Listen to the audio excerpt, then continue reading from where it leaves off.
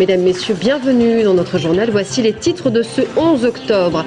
2000 manifestants aujourd'hui dans les rues de Tours contre la politique d'austérité du gouvernement. Des perturbations limitées dans les transports et les services publics. La qualité de l'eau en région centre laisse toujours à désirer. Un rapport qui vient d'être publié, principal point noir, toujours les pesticides. Et puis à Tours, sujet central du conseil municipal, la dette. L'opposition demande une meilleure gestion des finances de la ville. Moins de monde, mais tout autant de colère. On est bien loin des chiffres atteints lors des actions menées contre la réforme des retraites en 2010. Près de 2000 personnes ont défilé ce matin dans les rues de Tours à l'appel des 5 syndicats, CGT, CFDT, UNSA, FSU et Solidaire. À Blois, ils étaient 400. Les manifestants qui ont dénoncé la politique d'austérité du gouvernement et réclament un meilleur partage des richesses. Parmi eux, de nombreux agents de la fonction publique et des retraités, mais aussi quelques salariés du privé. À Tours, plus inattendu, une centaine d'élèves du lycée Balzac s'est également joint au cortège. Julien Gauthier. Au jeu des chiffres, les syndicats sont toujours gagnants. 3000 manifestants selon eux, 1500 selon la police. Bref, ils étaient autour de 2000 dans les rues de Tours ce matin pour exprimer leur refus du plan d'austérité du gouvernement. Il est à la fois pour le gouvernement actuel, pour lui dire non, on refuse ce plan d'austérité de 11 milliards qui va toucher principalement les salariés, les consommateurs. Mais effectivement, c'est aussi une mise en garde pour un éventuel candidat qui remplacerait l'actuel président de la République, qui tenterait de faire passer cette rigueur comme quelque chose d'acceptable. Voilà donc une petite amorce de mouvement social en plein milieu des primaires socialistes. Dans le cortège, hors étiquette syndicale, le discours se fait encore plus dur que celui d'Arnaud Montebourg vis-à-vis de la finance. Pour abattre le capitalisme, qui est la seule chose nauséabonde qui nous empêche d'avoir de l'argent à la fin du mois. Quant aux syndicats, leurs propositions de sortie de crise sont bien loin du plan de rigueur. La première chose, c'est l'augmentation des salaires, avec un SMIC à 1 700 € au tout départ de grille de salaire dans les entreprises. Ensuite, c'est revoir la fiscalité, notamment des entreprises, des exonérations de cotisations sociales qui sont inefficaces.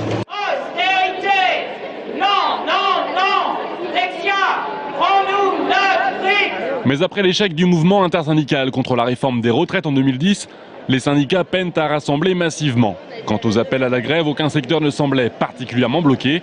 Faut-il y voir une certaine forme de résignation ou peut-être juste les effets de la période préélectorale ?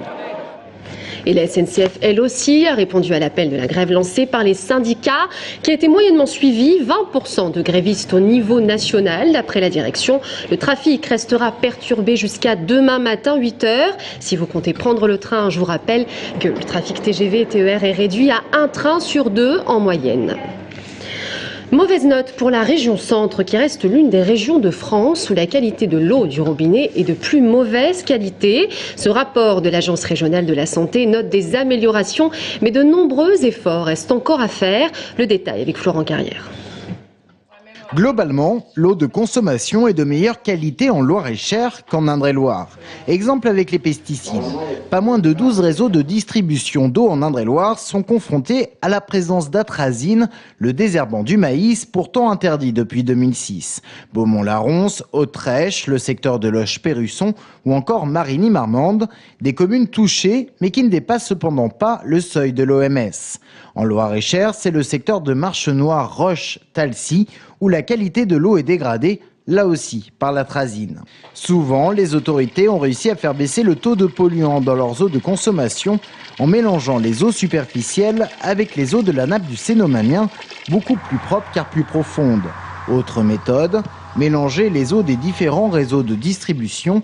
Cela sera le cas dans le secteur de Seuilly, La Roche-Clermont-Cousier, où le taux de nitrate, comme à Marigny-Marmande, dépasse le seuil autorisé de 50 microgrammes par litre. Quant à la qualité bactériologique, un territoire est principalement concerné par un taux élevé, celui de Neuville-sur-Brenne en Indre-et-Loire. La qualité de l'eau s'est donc améliorée au fil des années, mais le système qui consiste à ajouter des eaux du Cénomanien aux eaux superficielles pour les rendre plus propres cache la réalité de certains territoires, d'autant qu'à terme, puiser dans le Cénomanien sera interdit. Aujourd'hui en Indre-et-Loire, elles sont 52 communes à le faire, soit 43% de l'eau utilisée. Les journées parlementaires nationales de l'UMP auront lieu jeudi et vendredi à Saint-Cyr-sur-Loire chez Philippe Briand, le député maire de Saint-Cyr qui va accueillir ses 500 collègues, députés et sénateurs, 27 ministres dont le Premier ministre François Fillon et José Manuel Barroso, président de la Commission européenne, vendredi midi pour conclure les 2 tables rondes sur l'Europe et l'euro. Et puis la campagne redémarre dans l'effervescence en vue du second tour dimanche. Demain, unique débat entre les 2 finalistes François Hollande et Martine Aubry sur France 2. Dans chaque camp, les soutiens se mobilisent. En région centre, les pro-Aubry ont signé aujourd'hui l'appel des 600. Parmi le signataire de ce texte, des habitants des 6 départements de la région et de nombreux élus locaux, parmi lesquels le président de la région François Bonneau, Claude Roiron, l'ancienne présidente du Conseil général d'Indre-et-Loire, ou encore Marc Gricourt, le maire de Blois. Tours, 7e ville la plus endettée de France, une dette de 240 millions d'euros. Hier soir, l'opposition a interpellé le maire Jean Germain sur cette question lors du conseil municipal. Le tramway, bien sûr, reste la bête noire de l'opposition. On fait le point avec Florent Carrière. 240 millions d'euros. L'endettement de la ville de Tours a de quoi donner des sueurs froides à tout bon gestionnaire. 240 millions d'euros, c'est le budget annuel de la ville à 60 millions près. Chaque année, 23 millions d'euros sont consacrés au remboursement de la dette, dont 13 rien que pour les intérêts. L'opposition monte au créneau. Outre ce que nous avons à rembourser les années précédentes, il y a aussi tous les travaux qui sont en projet ici à Tours. Moi je pense que le tramway n'était pas un projet à lancer conjoncturellement. Aujourd'hui, elle doit investir, mais de façon raisonnable. Je pense qu'il faut aller sur des montants qui soient plus raisonnables, des projets de moins grande envergure. Cette situation, Jean Germain en a hérité en 1995. À l'époque, Tours est la 2e ville la plus endettée de France. Aujourd'hui, elle se situe à la 7e place. Une réduction de l'endettement maîtrisée donc, selon Jean Germain, sans trop renier sur les investissements. Quant au tramway, son coût est aujourd'hui estimé à environ 370 millions d'euros. Un équipement qui ne pèsera pas, selon le maire, sur le budget de la ville. Il y a plusieurs budgets qui sont différents. Le budget de la ville de Tours ne contribue pas au budget du tramway. Il y contribue de façon simplement indirecte sur la déviation des réseaux et sur un certain nombre de fouilles archéologiques qui sont moins chères que prévu. Car le coût du tramway sera supporté par le SITCAT, le syndicat chargé des transports en commun sur l'agglomération tourangelle, lui-même financé par la taxe transport, les subventions des différentes collectivités et bien sûr par l'emprunt. Et le SITCAT, justement, devra emprunter 150 millions d'euros supplémentaires à la Caisse des dépôts et consignations, une somme nécessaire pour financer le tramway. La Caisse qui avait déjà investi 100 millions d'euros en début d'année. Je vous rappelle que le SITCAT s'était tourné vers la Banque européenne d'investissement, une idée qu'il a rapidement abandonnée car l'emprunt aurait coûté trop cher. L'actualité, c'est aussi le tramway et la difficulté pour certains commerçants de l'avenue Gramont de faire tourner leur affaire. Hier, ils étaient tous réunis autour des membres du SITCAT. Objectif, en finir avec les problèmes de circulation. Anaïs Michaud était sur place. Face à des commerçants plutôt remontés, les employés de la mairie, du SITCAT et de Cité Tram présentaient tant bien que mal les différentes propositions. Pourtant, l'objectif d'un côté comme de l'autre était le même, en finir avec les problèmes de circulation sur l'avenue de Gramont, entre Verdun et la place de la Liberté. Nous voulions donc empêcher l'accès par le carrefour de Verdun et la place de la Liberté à la circulation automobile et cette proposition n'a pas été retenue. Du point de vue des commerçants, rien n'agace plus les clients que les changements perpétuels de circulation. Autrement dit, pas question de fermer l'avenue de Gramont. Mais les autres propositions leur semblent quant à elles pertinentes. Tous les commerçants sont d'accord pour faire un mixage des propositions, c'est-à-dire la circulation reste établie sur l'avenue Gramont pour les clients et une ouverture des rues traversières, c'est-à-dire rue Charcot, rue Nagesser-Écoli, les différentes rues qui nous permettent d'accéder à nos commerces. 3 commerçants se sont portés volontaires pour intégrer un groupe de travail qui devrait se réunir très rapidement pour réfléchir à la façon de mettre en place ce nouveau plan de circulation. Des solutions qui permettront peut-être aux commerçants de limiter la casse sur les mois à venir, mais ce qui est fait est fait. Le restaurant La Casa a déjà dû licencier des employés. Quant aux demandes d'indemnité, il regrette que les dossiers soient si longs à traiter. Seule lueur d'espoir, les travaux du tramway seront suspendus une vingtaine de jours pour les fêtes de fin d'année. Et on en vient à ces images de Gaël Poulain. Ce matin, le deuxième tablier du pont du Cher a été posé. Il s'agit du second tiers du futur pont du tramway entre les deux Lyon et les rives du Cher. 80 mètres de plus dans la traversée de la rivière.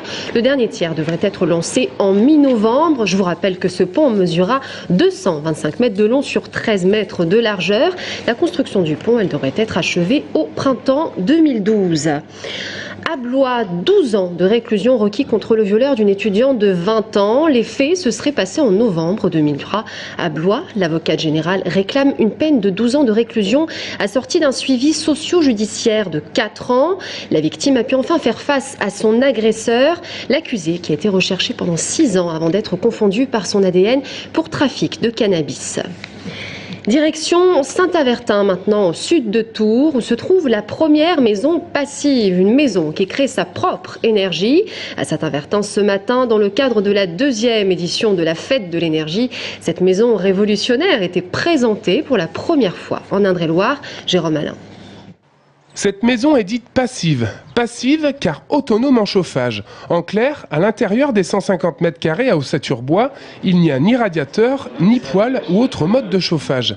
Et pourtant, ce matin, à l'intérieur, la température affiche un bon 22 degrés. Cela s'explique notamment par une épaisseur des murs de 38 cm, dont 28 cm d'isolant naturel, quand une maison traditionnelle affiche elle seulement 10 cm d'isolant. Autre caractéristique, tout est pensé ici pour capter au maximum les rayons du soleil. Ainsi, plus de 90% des ouvertures sont orientées au sud ou à l'ouest. Quant au coût de construction, il reste abordable. Cette maison-là nous est revenue à 1 500 € du mètre carré.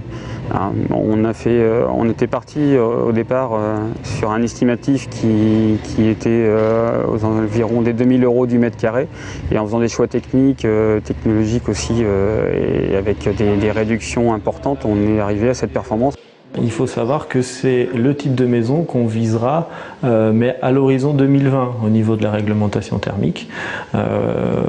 Aujourd'hui, on est sur des maisons qui vont consommer en gros 10 fois plus que cette maison qui est en avant sur son temps parce qu'elle répondra aux futures normes qui seront appliquées d'ici 8 à 10 ans. La singularité des maisons passives est de minimiser au maximum les déperditions thermiques. Autre avantage, le chantier n'a duré que 5 mois.